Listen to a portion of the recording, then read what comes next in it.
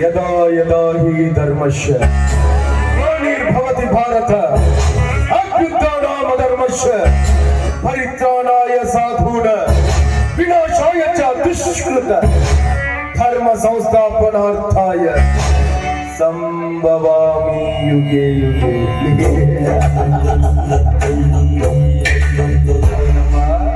ಖಳನಾಯಕನ ಬಾಯಲ್ಲಿ ಸಂಸ್ಕೃತದ ಶ್ಲೋಕ ಬರ್ತಾ ಇದೆ ಅಂತ ಆಶ್ಚರ್ಯ ಪಡ್ತಾ ಇದೆ. ಇದರರ್ಥ ಏನ್ ಗೊತ್ತಾ? ಜಗದಲ್ಲಿ ಅನ್ಯಾಯದ ಅಟ್ಟಹಾಸ ಹೆಚ್ಚಾದಾಗ, ಧರ್ಮ ತಾಂಡವವಾಡುತ್ತಿರುವಾಗ, ನಮ್ಮಂತ ಕಾಳಧನಿಕರ ದಬ್ಬಾಳಿಕೆ ಹೆಚ್ಚಾದಾಗ ಅದನ್ನ ಮಟ್ಟ ಹಾಕಲಿಕ್ಕೆ ದೇವರು ಯಾವುದಾದ್ರೂ ಒಂದು ರೂಪದಲ್ಲಿ ಹುಟ್ಟಿ ಬರ್ತಾನಂತ. ಇದು ಕಲಿಯುಗ, ಅಲ್ಲೇ ಇರೋರ ಕಲಿಯುಗ, ಅಲ್ಲೇ ತೆಗಿಯೋರ ಕಲಿಯುಗ, ಅಲ್ಲೇ ಹೊಡಿಯೋರ ಕಲಿಯುಗ. ಅಂದಾಗ ದೇವರು ಹುಟ್ಟಾದಂದ್ರೇನು? ನಮ್ಮಂತ ಖಳನಾಯಕರನ್ನ ಮಟ್ಟ ಹಾಕು ಸಾಧ್ಯವೇ ಇಲ್ಲ. 5 ವರ್ಷಕ್ಕೊಮ್ಮೆ ಚುನಾವಣೆ ಬಂದ್ರೆ ಸಾಕು, ನಿಮ್ಮ ಮನೆ ಮುಂದೆ ನಿಂತು ಭವತಿ ಭಿಕ್ಷಾಂದಿ ಅಂತ ಭಿಕ್ಷೆ ಬೇಡಿ. ಇದ್ರ ಅರ್ಥ ತಿನ್ನಾಕ ಕೂಳಿಲ್ಲ ಅಂತಲ್ಲ, ನೀವು ನೀಡೋ ಒಂದೇ ಒಂದು ಹೊಟ್ಟಿನ ಬಣ್ಣ ಬಣ್ಣದ ಮಾತು ಹೇಳ್ತೇವೆ, ಎಲ್ಲ ಸಲ್ಲದ ಕಥೆಗಳನ್ನ ಕಟ್ತೇವೆ, ನಿನ್ನ ಕಂಡ ಕೊಡ್ತೀವಿ, ಕುಡಿಯಾಕ ಹೆಂಡಾನು ಕೊಡ್ತೇವೆ. ಪ್ರಸಂಗ ಬಿದ್ರೆ ಮಗ್ಲ ಬರ್ಕೊಳಕ್ಕೆ ಕೊಡ್ತೇವೆ, ಮಾಡಿ ಹೊಟ್ಟಿರ್ತೇವೆ. ಆಮೇಲೆ ಒಂದಲ್ಲ ಎರಡಲ್ಲ ಗುಮ್ತೀವಿ, ಗುಮ್ಮಿಸ್ಕೊಳಕವೆ. ಇದೊಂದು ರೀತಿ ರಾಜಕೀಯ ಕಿರಾತಕರ ಲೆಕ್ಕಾಚಾರ.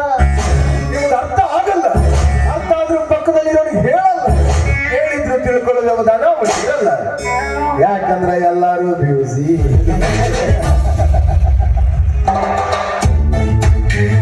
ನಮಗನ ಒಂದು ತಗೊಳಕ್ ಸೌಡಿಲ್ಲ, ಇನ್ನು ಊರ್ದೇ ತೊಳಿದ್ರಪ್ಪ ಅನ್ನೋರು. ನೀವು ಬದಲಾಗಲ್ಲ, ಬದಲಾಗಕ್ಕೆ ನಮ್ಮಂತವ್ರು ಬಿಡಂಗಿಲ್ಲ. ನೀವ್ ಯಾವತ್ತಿದ್ರು ಅಲ್ಲೇ ಇರ್ಬೇಕು, ನಾವು ಇಲ್ಲೇ. ವೈಟ್ ಕಾಲರ್ ವಿಲನ್ಗಳ ಬಿಸಿನೆಸ್. ಅಪ್ಪನೊಬ್ಬ ಪಾನ್ ಶಾಪ್ ಹಾಕದವನು ಬೆಳಕಾಗೋದ್ರೊಳಗೆ 100 ಆಗ್ಬೇಕಂತ ಆಸೆ ಪಡ್ತಾನೆ. ಭೂಮಿಗೆ ಒಂದು ಬೀಜ ಬಿದ್ದು ರೈತ ಒಂದು ತೆನೆಗೆ ಆಸೆ ಪಡ್ತಾನೆ. ನಾವು ಆಸೆ ಪಡೋದಪ್ಪ.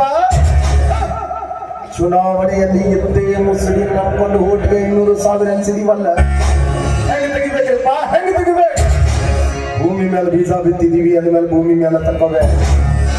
ನಿಮ್ಮ ತಲೆ ಮೇಲೆ ಬಂಡವಾಳ ಹಾಕಿದೀವಿ ಅಂದ್ಮೇಲೆ ನಿಮ್ಮ ತಲೆ ಮೇಲೆ ಬಡದಂದ್ರು ತೆಗಿತೀವಿ, ಕರ್ದಂದ್ರು ತೆಗಿತೀವಿ. ಒಟ್ಟಿನೊಳಗೆ ಹಿಂದೆ ಬಿದ್ದಿರೋ ಬೋಕು ಮುಚ್ಕೋಬೇಕು.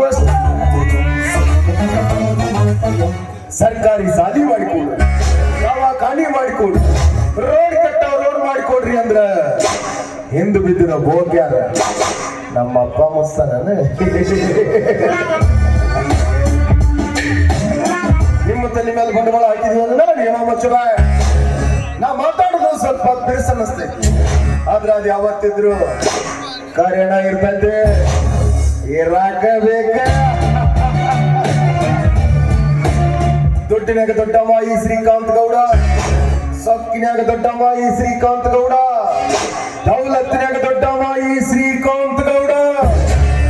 ಇಂಥ ಶ್ರೀಕಾಂತ್ ಗೌಡನಿಗೆ ಒಟ್ಟಿಟ್ಟು ಮಾತಾಡ್ತೀಯ ಧರ್ಮ. ತುತ್ತು ಕೂಳಿಗಾಗಿ ಮತ್ತೊಬ್ಬರ ಮನೆ ಮುಂದೆ ಕೈ ಒಟ್ಟಿ ನಿಲ್ಲುತ್ತ ಜವಾಬ್ದಾರಿಗೆ ಸೇರಿದ ನನ್ನ ಮಗ ನೀನು. ನನ್ನನ್ನ ಎದುರು ಹಾಕೊಳ್ಳೋ ಮುಂಚೆ ವಿಚಾರ ಮಾಡಬೇಕಿತ್ತು. ಇವನು ಶಕುನಿಯ ಕುಲದವನು. ಕೈಯಿಂದ ಆಗ್ಲಿಲ್ಲ ಅಂದ್ರೆ ತಲೆಯಿಂದಾದ್ರೂ ಮಾಡ್ಯ. ಈ ಶ್ರೀಕಾಂತ್ ಗೌಡ ಇವನು ಹೂ ಅಂದ್ರೆ ಪ್ರೇಮಿ, ಹೂ ಅಂದ್ರೆ ಒಮ್ಮೆ ಸುನಾಮಿ ಅಬ್ಬರಿಸಿ ಬಪ್ಪಿದ್ರೆ ಎದುರಾಳಿ ಯಾರ ಇರಲಿ, ಎಡಕ್ಕೆ ಮುರ್ಕೊಂಡು ಪಾದದಲ್ಲಿ ಬೀಳಲೇಬೇಕು. ಅದು ಈ ಶ್ರೀಕಾಂತ್ ಗೌಡ. ನಾನ ಬೇರೆ, ನನ್ನ ಸ್ಟೈಲ ಬೇರೆ.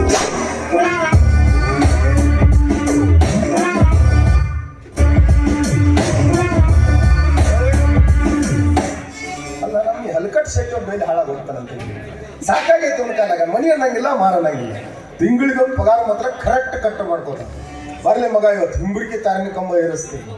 ولا ست في يا اخي فلوس عندي خوش فصوى يا اخي تفوز والله خوش يا اخي فلوس عندي خوش فصوى يا اخي تفوز والله خوش ಯಾಕೆ ಹೊಳೆ ಹೊರಟಿದ್ದಲ್ಲ ಏನಾತ ಏನಿಲ್ರಿ ಗೌಡ್ರ ಭಾಳ ಥಂಡಿ ಆಗ್ತಿತ್ತಂತ ಚಹಾ ಕುಡಕಂತ ಹೋಟೆಲ್ಗೆ ಹೋಗಿದ್ರಿ ಅಲ್ಲಿ ಅವನಿಗೆ ಚಹಾ ತಾವತ್ತಮ್ಮ ಅಂತ ಹೇಳಿದ್ರಿ ಅದಕ್ಕೆ ಅವ ಚಹಾ ಇಲ್ಲ ಬದಾಮ್ ಹಾಲು ಇದೆ ಅಂತ ಹೇಳಿದ್ರಿ ನಾನು ಭಾಳ ದಿನ ಐತಿ ಬದಾಮ್ ಹಾಲು ಕುಡ್ದಿಲ್ಲ ಅಂದು ಒಂದು ಬದಾಮ್ ಹಾಲು ಕೊಡುವಪ್ಪ ಅಂತ ಹೇಳಿದ್ರಿ ಆ ಹಾಲಿನ ಕಪ್ಪು ಭಾಳ ಸುಡಾಕತ್ತೈತಿ ಅಂತ ಮುಂದಿನ ಟೇಬಲ್ ಮೇಲೆ ಇಟ್ಟಿದ್ರಿ ಅಷ್ಟರಲ್ಲಿ ಒಬ್ಬ ಹೆಣ್ಮಕ್ಳು ಬಂದು ಆಕಿ ಏನೋ ಕೊಂಡಿರ್ಬೇಕು ಅನ್ನಷ್ಟಿಗೆ ಆಕಿನ ಸೆರಗ ಹಾಲಿನ ಕಬ್ಬಿನ ಮ್ಯಾಗ ಬಿತ್ರಿ ನಾನು ಕಾರ್ ನೋಡ್ತರಿ ಈಗ ತೆಗಿತಾಳ ಅವಾಗ ತೆಗಿತಾಳ ಈಗ ತೆಗಿತಾಳ ಅವಾಗ ತೆಗಿತಾಳ ಒಟ್ಟ ಸೆರಗೆ ತೆಗಿಲಿಕ್ಕೆ ತಯಾರಿಲ್ರಿ ನಾನು ಧೈರ್ಯ ಗಟ್ಟಿ ಮಾಡಿ ಕೇಳಿದ್ರಿ ಅಕ್ಕರ ಸ್ವಲ್ಪ ನಿಮ್ ಷರತ್ತಿಗಿರ್ನ ಹಾಲು ಕುಡಿಬೇಕಂತ ಹೇಳ್ರಿ ಗೌಡ್ರ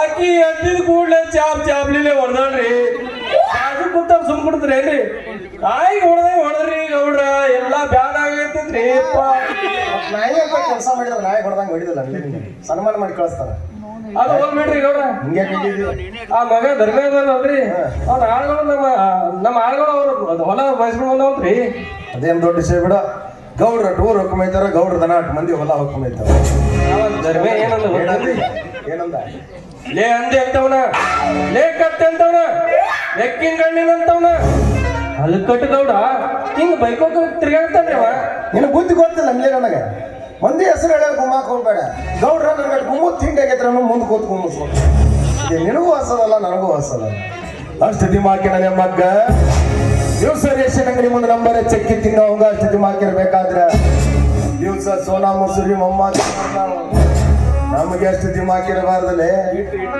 ಅದಕ್ಕೇನು ಹೇಳಿ ಬಂದಿ ನೀನ್ ತಿಂಡಿದೆ ಯಾಕಂದ್ರೆ ನಂದು ತಿಂಡಿ ಮುಗಿದು 2 ತಾಸು ಆಯ್ತು ಈಗ ಏನ ತಿಂಡಿ ಇದ್ರೆ ಗೌಡಪ್ಪ ತಿಂಡಿ ಅಂತ ಹೇಳ್ಬೇಕು ಹಾಜರೇ ಹೋಗುದೇವ ತಮ್ಮ ಮನ್ಯಾಗ ಉಳಿಸಾವಲ್ಲೇ ಹಾಜ ವಿಷಯ ಹಾಜಾಗ ಮುಗಿಸಿ ಬರ್ಬೇಕಪ್ಪ ಊರ ಗೌಡ್ರ ಕೇಳಿ ಆಯ್ತು ಬಂದು ಕೇಳಿದ್ವಿ ಅವ್ನು ಸರಿಯಾದ ಉತ್ತರ ನಾ ಕೊಟ್ಟು ಕಳಿಸ್ತೀನಿ ನೀವು 3 ಮುಚ್ಕೊಂಡು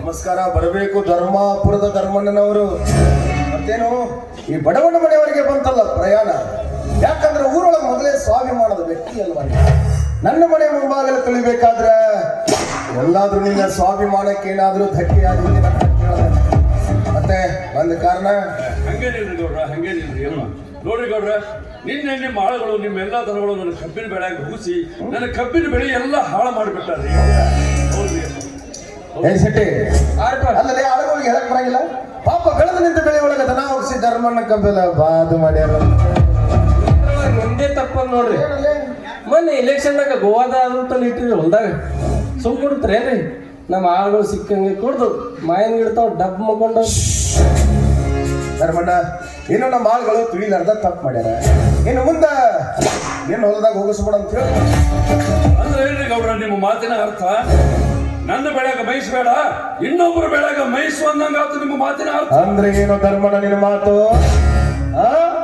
ಈ ಊರ ಮಾಲಿ ಗೌಡ ಶ್ರೀಕಾಂತ್ ಗೌಡ ಮಾಡ್ಯಾನ ಪಂಚಾಯತಿ ಸೇರಿಸಿ ದಂಡ ಹಾಕ್ಸ್ಬೇಕು ಲೆಕ್ಕ ಹಂಗಿದ್ರೆ ಹೇಳ್ಬಿಡು ಮತ್ತೆ ಅದೊಂದಾಗಿ ಹೋಗ್ಲಿ ಯಾಕಂದ್ರೆ ಕಾನೂನು ಅನ್ನೋದು ನಿಮ್ಮಂತವ್ರ ತರ್ಪಿನ ಐತಲ್ಲ ಅದೆಲ್ಲ ನಮಗೆ ಯಾಕೆ ಬೇಕ್ರಿ ಗೌಡ್ರ ನಾವು ಬಡವರು ನಾವು ಬಡ ರೈತರು ನೋಡ್ರಿ ಗೌಡ್ರ ಸೊಕ್ಕು ದರ್ಪ ದುಡ್ಡು ಎಲ್ಲ ನಿಮ್ಮಂತ ಶ್ರೀಮಂತರ ಕೈಯಾಗ ಕಿಶಾದಾಗ ಕೋರ್ಟು ಕಾನೂನು ಅಂತ ಬೆನ್ನು ಹತ್ತಿದ್ರ ನಮ್ಮಂತ ಬಡವರು ಮಣ್ಣು ತಿನ್ಬೇಕಾಕೈತ್ರಿ ಗೌಡ್ರ ಮಣ್ಣು ತಿನ್ಬೇಕಾಕೈತಿ ನೋಡ್ರಿ ಗೌಡ್ರ ನಾನು ಈ ಭೂತಾಯಿನ ನಂಬ್ಕೊಂಡು ನನ್ನ ತಮ್ಮಗ ಡಾಕ್ಟರ್ಗೆ ಓದ್ಸಾಕತ್ತೀನಿ ದಯವಿಟ್ಟು ಅದಕ್ಕೆ ಏನಾದ್ರೂ ನನ್ನ ಬೆಳೆ ಪರಿಹಾರ ಕೊಡ್ರಿ ಅಂತ ಬೇಡಾಕ್ ಬಂದಿದ್ರಿ ಅಪ್ಪ ಧರ್ಮಣ್ಣ ನೀನು ಕಾಲು ಬಿದ್ದು ಕಾಲಂದ್ರೆ ಹೊಚ್ಕೊಳ್ಳೋ ಜಾತಿಗೆ ಸೇರಿದವ ಅಂತ ನನಗೆ ಭಾಳ ಚಲೋ ಆಯ್ತು ಅವಾಗ ಇಷ್ಟೊಂದು ನಯ ವಿನಯದಿಂದ ಕೇಳಾಕತ್ತಿ ಅಂದ್ಮೇಲೆ ಕೊಡೋದಿಲ್ಲ ಅಂದ್ರೆ ಈ ಶ್ರೀಕಾಂತ್ ಗೌಡನ ಸೊಕ್ತನ ಆದ್ರೆ ಹಂಗೆ ಕೊಟ್ಟ ಅಭ್ಯಾಸ ಇಲ್ಲ ಏನಾದ್ರೂ ಮುಯಿ ಇಟ್ಕೊಂಡು ಕೊಡೋ ಜಾತಿಗೆ ಸೇರಿ ಮುಯಿ ಕೊಡಕ ನನ್ನ ಹತ್ರ ಏನೈತ್ರಿ ಗೌಡ್ರ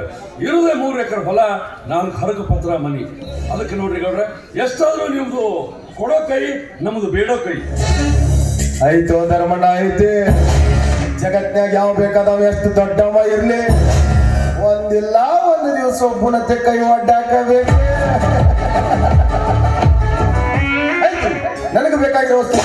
ಶಕ್ತಿ ನಿನಗೆ ಬೇಕಾಗಿರೋದು ನನ್ನ ಹತ್ರ ಐತಿ. ಸ್ವಲ್ಪ ದೊಡ್ಡ ಮನಸ್ಸು ಮಾಡಿ ಅದೆಲ್ಲ ಬದಲಿ ಮಾಡ್ಕೊಂಡ್ರೆ ಇಬ್ಬರಿಗೂ ಅನುಕೂಲ. ಏನ್ರಿ ಗೌಡ್ರ ಅದು ಅದಲಿ ಬದಲಿ ಅಲ್ಲ.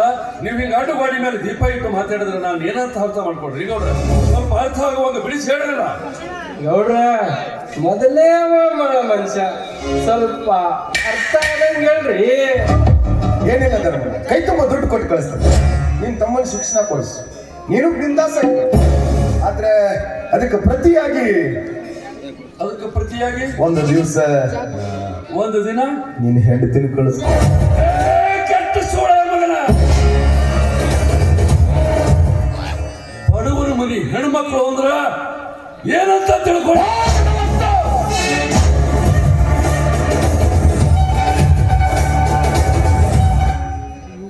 ಶ್ರೀಕಾಂತ್ ಗೌಡ, ಬಡವರ ಮನೆ ಹೆಣ್ಮಕ್ಳು ಅಂದ್ರ ಬಜಾರ್ದಾಗಿಟ್ಟು ಮಾರೋ ಹಣ್ಣಂತ ತಿಳ್ಕೊಂಡು ಏನ್ಲೇ?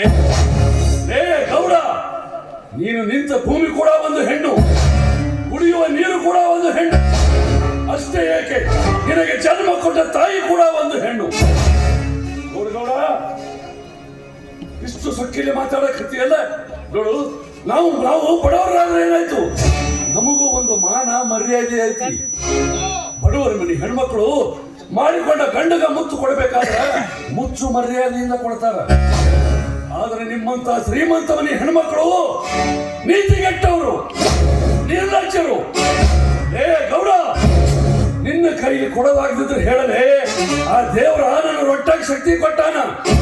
ಕಷ್ಟಪಟ್ಟು ಭೂಮಿ ಮೇಲೆ ದುಡಿತೀನಿ.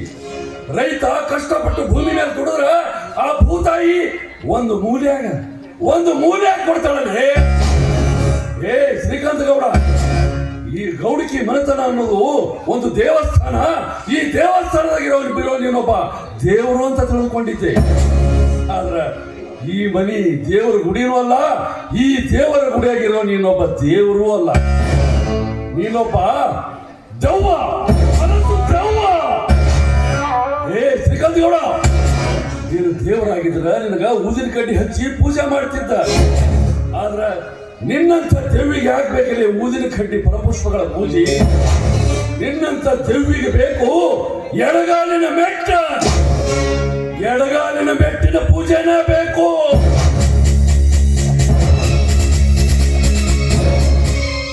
ಏ ಶ್ರೀಕಾಂತ್ ಗೌಡ, ಅಲ್ಲೇ ನೋಡ್ತೇನೆ, ಇಲ್ಲಿ ನೋಡು. ಅಲ್ಲ ಮಗನ, ನನ್ನ ಮನೆ ಹೆಣ್ಣು ಬೇಕಾ ನಿನಗ? ಲೇ ಶ್ರೀಕಾಂತ ಗೌಡ, ಇವತ್ತು ನಾನು ಎಡಗಾಲಿನ ಚಪ್ಪಲಿ ನಿನಗೆ ಕೊಡಕ್ ಹತ್ತೀನಿ.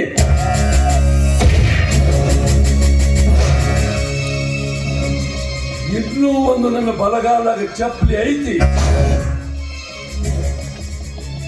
ಈ ಚಪ್ಪಲಿ ಬೆಂಗಳೂರಿನಾಗ ನನ್ನ ತಮ್ಮ ಡಾಕ್ಟರ್ಗೆ ಓದಾಕತ್ತೇನ. ಅವ ಮುಂದಿನ ವಾರನಾಗ ಈ ಊರಿಗೆ ಬರವನ, ಅವನ ಕೈಲಿ ಕೊಟ್ಟು ಕಳಿಸ್ತೀನಿ. ನಿನ್ನ ಮನೆಗೆ ಬಂದು ನಿನ್ನ ಮಾರಿ ಕೆತ್ತುವಂಗ ಹೊಡೆದು ನಿನಗೆ ಬುದ್ಧಿ ಹೇಳ್ತಾನ.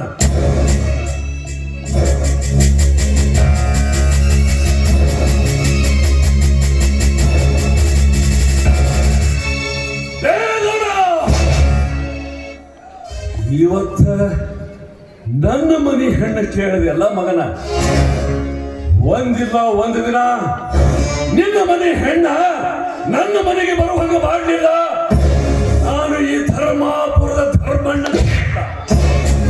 ಬರ್ತೀನಿ ಮಗನ. ನನ್ನ ಹೆಂಡತಿಗೆ ನೀನು ಕೇಳಿದೆಲ್ಲ ಮಗನ. ಅದೇ ನನ್ನ ಹೆಂಡತಿ ಯಾಕಲೇ, ನಿನ್ನ ಮನ್ಯಾಗ ವಯಸ್ಸಿಗೆ ಬಂದು ನಿನ್ನ ತಂಗಿನೂ ಅದಾಳ.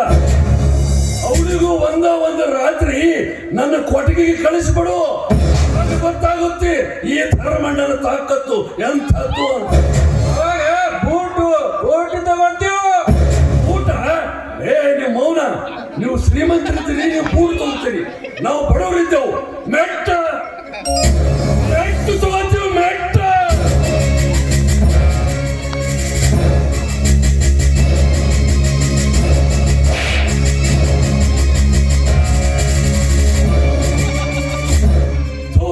ಮೌನ. ನಿಮ್ಮ ತಲೆ ಹಿಡಕ್ಕೆ ಸೂಳೆ ಮಕ್ಕಳು ಇರೋದ್ರಿಂದಲೇ ಇಂಥ ಬೋಳಿ ಮಕ್ಕಳ ಆರ್ಭಟ ಹೆಚ್ಚಾಗೈತಿ. ಬರ್ತೀನಿ ಗೌಡ, ಇದು ಈ ಧರ್ಮಣ್ಣನ ಬರ್ತೀನಿ.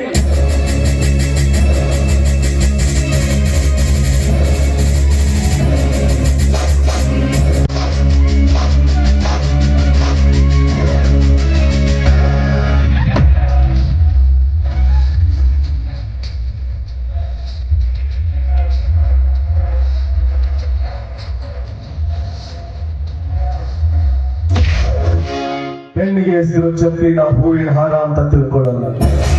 ನನ್ನ ವೈರಿ ಹೆಸರು ಚಪ್ಪಿನ ಅಷ್ಟು ಸಲೀಸಾಗಿ ಬಿಟ್ಟು ಕೊಡ್ತೀನಿ. ಸಾಧ್ಯವೇ ಇಲ್ಲ. ಜಗಲಿ ಮೇಲೆ ಇಟ್ಟು ಪೂಜೆ ಮಾಡ್ತೀನಿ. ಯಾಕಂದ್ರೆ ಮುಂದೊಂದು ಜೋಡು ಮಾಡಿ ಕೊಡ್ಬೇಕಲ್ಲ. ಸರಿಯಾದ ಟೈಮ್ನಾಗ ಸರಿಯಾದ ವ್ಯಕ್ತಿ ಕೈಯಾಗ ಕೊಟ್ಟು ಕಳಿಸ್ತೀನಿ.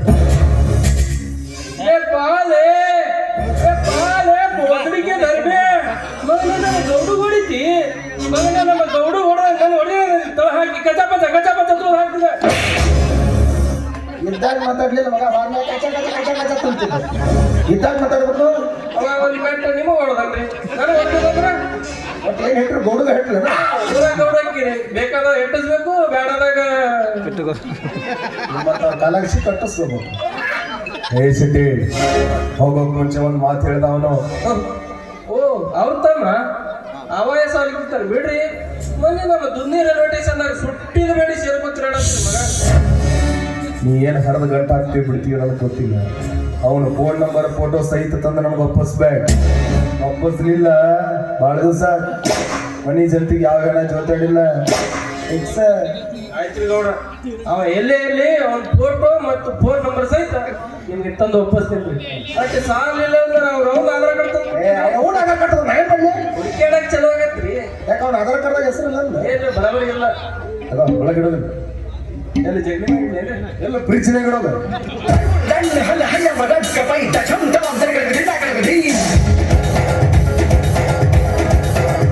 ಶಬಾಸ್ ಧರ್ಮನ ಶಬಾಸ್.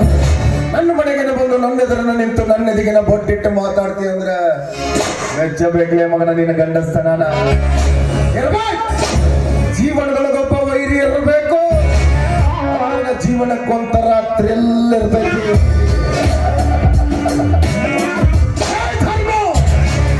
ಸರ್ವ ಕರ್ಮಗಳ ಯುದ್ಧದಲ್ಲಿ ಗೆದ್ದದ್ದು ಧರ್ಮನೇ ಇರಬೇಕು. ಆದ್ರೆ ಕೊನೆಯ ಪ್ರವೇಶದವರೆಗೂ ಧರ್ಮದ ನೆತ್ತಿಯ ಮೇಲೆ ಕಾಲಿಟ್ಟು ಅಟ್ಟಹಾಸ ಮೆರೆಯೋದು ಈ ಶ್ರೀಕಾಂತ್ ಗೌಡನ ಕರ್ಮ ಅನ್ನೋದು ನೆನಪಿರಲೇ. ನಾನ್ ಟ್ರೈನಿಂಗ್ ತಗೊಂಡು ವಿಲನ್ ಆದವನಲ್ಲ, ಹುಟ್ಟುವಾಗ್ಲೇ ವಿಲನ್ ಅಂತ ಹುಟ್ಟದವನು.